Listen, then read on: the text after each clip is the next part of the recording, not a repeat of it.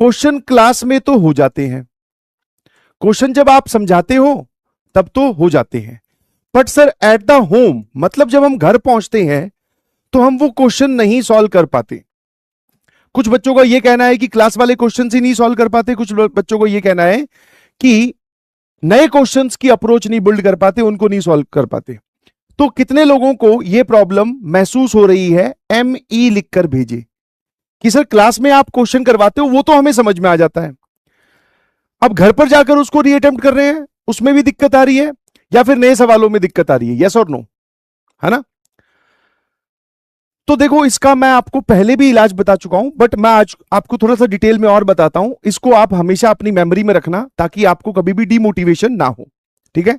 Demotivation होकर भाई आपको रुकना नहीं है, देख सिंपल सी कहानी है, ठीक है।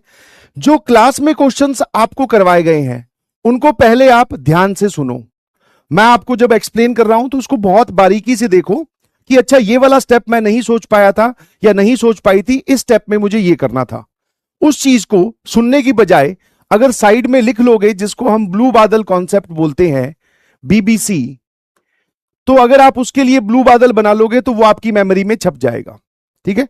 अब सर जब हमारे पास नए क्वेश्चंस आते हैं, न्यू क्वेश्चंस, चाहे वो डिब्बी हो, चाहे वो DPP वाले क्वेश्चंस हो, चाहे वो मॉड्यूल के क्वेश्चंस हो, मान लेते हैं कि सर हमने घर पर जाकर 10 क्वेश्चंस अटेम्प्ट किए, ध्यान सुनना मेरी बात।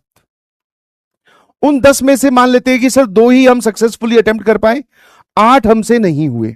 ऑब्वियसली जब major portion of the question जब हमसे नहीं सॉल्व होता तो हमें बड़ी नेगेटिविटी फील होती है सर, बड़ी ही डर जाते हैं कि हो पाएगा कि नहीं हो पाएगा, सर ने तो पढ़ा दिया बट मैं तो क्वेश्चन अटेम्प्ट ही नहीं कर पा रहा हूं, मेरे से तो क्वेश्चन ही नहीं सॉल्व हो रहे हैं, कहीं ऐसा तो नहीं है कि JEE एडवांस मेरे लिए है नहीं, गलत रास्ते में तो नहीं आ गया या आ गई।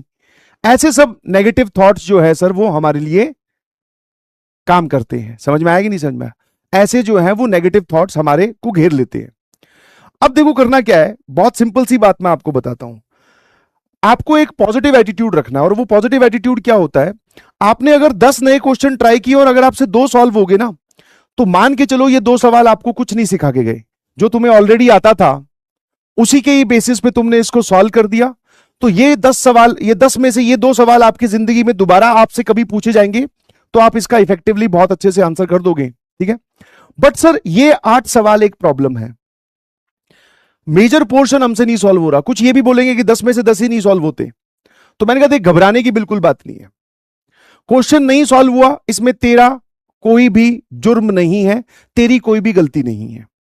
बट हां, क्वेश्चन ना सॉल्व होने के बाद में हमने देखा सर उसका सॉल्यूशन, ठीक है, हिंट या एक्सप्लेनेशन हमने उसका कहीं से देखा, चाहे आपने डिब्बी का सॉल्यूशन दिया हो, चाहे हमने नेट पे ढूंढा हो, जैसे भी उसका हिंट देखा, तो हमें यहां से अपनी एरर या फिर गलती रियलाइज हुई।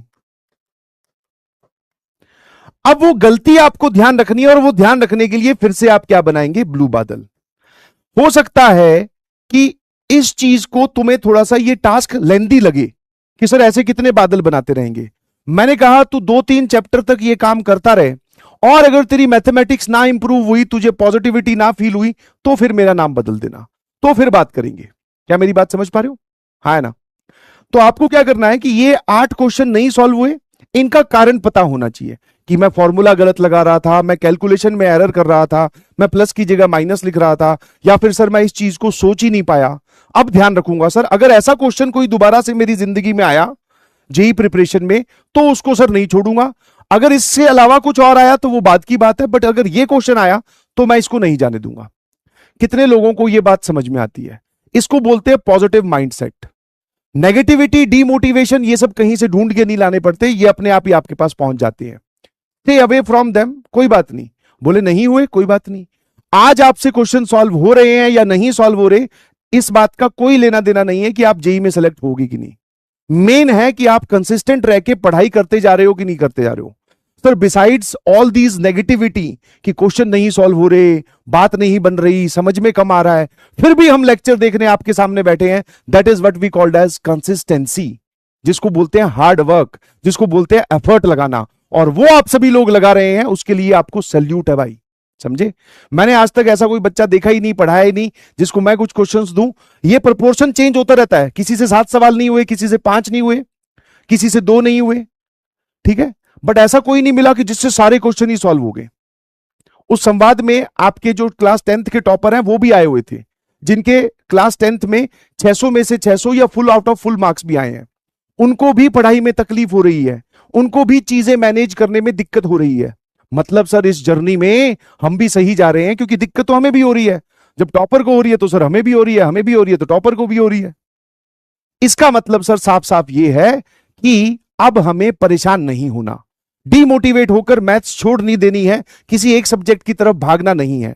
नो डाउट आपका एक सब्जेक्ट बहुत अच्छा लगेगा, आपको मजे आएंगे उसके क्वेश्चन सॉल्व करने में, बट बाकी 2 सब्जेक्ट्स या कोई भी ऐसा सब्जेक्ट अगर आपका वीक जा रहा है, जिसको आप इसलिए नहीं पढ़ रहे कि उसके क्वेश्चन नहीं सॉल्व होते, उसमें फॉर्मूलाज याद करने पड़ते हैं, तो फिर वो आपके जेई प्रिपरेशन के लिए बेटा बहुत ही खतरनाक काम है।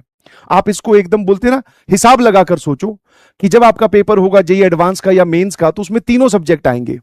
पेपर इस बेसिस पे नहीं बनाया जाता कि आप पहले अंदर जाकर वहां पर कंप्यूटर स्क्रीन ऑन करो और फिर वो आपसे पूछे कि बता भाई फेवरेट सब्जेक्ट कौन सा है, तो आप फिजिक्स पे क्लिक कर दो या मैथ्स पे क्लिक कर दो या केमिस्ट्री पे क्लिक कर दो। वो तो आपसे तीनों वैरायटी के सवाल पूछेगा, तीनों सब्जेक्ट्स के। इसका मतलब सर हमें वो तीनों क्वेश्चंस या तीनों वैरायटी या तीनों पार्ट्स अटेम्प्ट करने हैं। अब इसमें वो बच्चा बिल्कुल एकदम उसकी रैंक बहुत अच्छी आ जाएगी जिसकी 2 में बहुत अच्छी कमांड हो, 1 एवरेज हो, चल जाएगा। बट आपका 1 बहुत सुपर्ब है, 2 एकदम खाली है, या 2 बहुत सुपर्ब है, 1 का हमें अता पता ही नहीं है, तो फिर आपके लिए नुकसानदायक हो जाएगा। क्या मेरी बात समझ में आती है? हाँ ना, समझे? और जैसे कि मैथ्स की अगर मैं बात करूं तो मैथ्स का भी मुद्दा निकल के आया कि सर इसमें सभी चैप्टर्स को या सभी सब्जेक्ट्स को पढ़ने का नेचर अलग अलग है, इसमें प्रैक्टिस की जरूरत होती है भाई। Different different variety of questions हमने देना है। मैंने आपको पहले भी समझाया था कि एपी में क्या है, 2 ही तो फॉर्मूले, एक टीएन का एक एसएन का। अब सवाल की लैंग्वेज, अलग अलग क्वेश्चंस, अलग अलग कैलकुलेशंस, वो हमें करनी है सर अपने पेन से। जहां अटकेंगे वहां सॉल्यूशन देखेंगे, वहां हिंट देखेंगे, वहां एक्सप्लेनेशन देखेंगे और बादल बनाकर लिख देंगे सर। आगे बढ़ेंगे, ज्यादा लोड नहीं लेंगे। क्या मेरी बात समझ में आती है? यस और नो में जवाब दें। हाँ है ना? अब जैसे कल आपका टेस्ट हुआ है, बहुत सारे बच्चों ने टेस्ट दिया होगा, उसके लिए आपको बहुत बहुत कॉन्ग्रेचुलेशंस कि आपने संडे का टाइम सही जगह यूटिलाइज किया, आपने टेस्ट दिया, आपने जर्नी की सीरियसनेस समझी। बट क्या आपने उसके बाद में एनालिसिस भी की कि मैथ्स में क्या यार सारे सवाल ही डिफिकल्ट आए थे? क्या मैं ये वाले क्वेश्चंस पेपर के अंदर नहीं अटेम्प्ट कर सकता था? ये क्वेश्चन तो बहुत आसान था, मैं तो इस क्वेश्चन तक पहुंच ही नहीं पाया। ये सब बातें जब आप अपने आप से करेंगे तब आपको समझ में आएगा कि हाँ यार, पेपर में ऐसा नहीं होता कि 25 सवाल आए हैं अगर मेंस के पेपर में तो 25 के 25 डिफिकल्ट है। कुछ तो वहां पर डाले गए होंगे क्वेश्चंस जो आपसे सॉल्व हो जाएं। अब मेन मुद्दे की बात होती है कि क्या आप उन क्वेश्चंस तक पहुंच पाए। हो सकता है मैथ्स का पहला पेपर, मैथ्स का पहला सवाल हमने अटेम्प्ट किया और वो पहला सवाल ही बहुत खतरनाक निकल गया, हम डिमोटिवेट हो गए, हम सर उसके 25वें सवाल या 20वें सवाल तक गए ही नहीं, हमारा टाइम ही वहां। तो बस इसी को ही बोलते हैं पेपर अटेम्प्टिंग स्ट्रेटेजी, कि आप देखो कि जहां जहां पर आसान सवाल रखे हुए थे वहां तक आप पहुंच पाए कि नहीं।